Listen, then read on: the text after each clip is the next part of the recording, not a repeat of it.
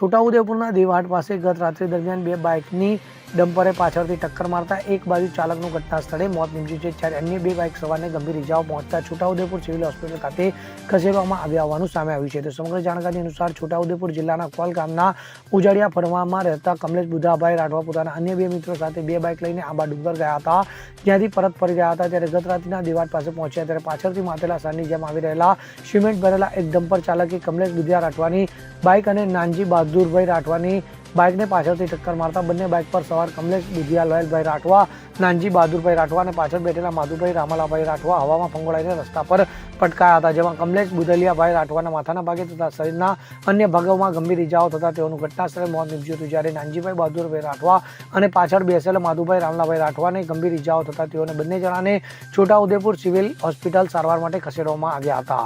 તો આ અકસ્માતમાં ડમ્પર ચાલક ડમ્પર મૂકીને નાસી ગયો હતો, જેથી રંગપુર પોલીસે અકસ્માત સ્થળ પહોંચી મૃતદેહના પીએમ માટે મોકલીને ડમ્પર ચાલક સામે ગુનો નોંધી કાર્યવાહી હાથ ધરી હતી.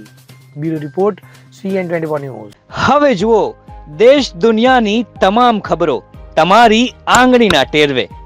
ઉઠાવો મોબાઈલ અને Google Play Store પરથી ડાઉનલોડ કરો અમારી CN24 ન્યૂઝ મોબાઈલ એપ.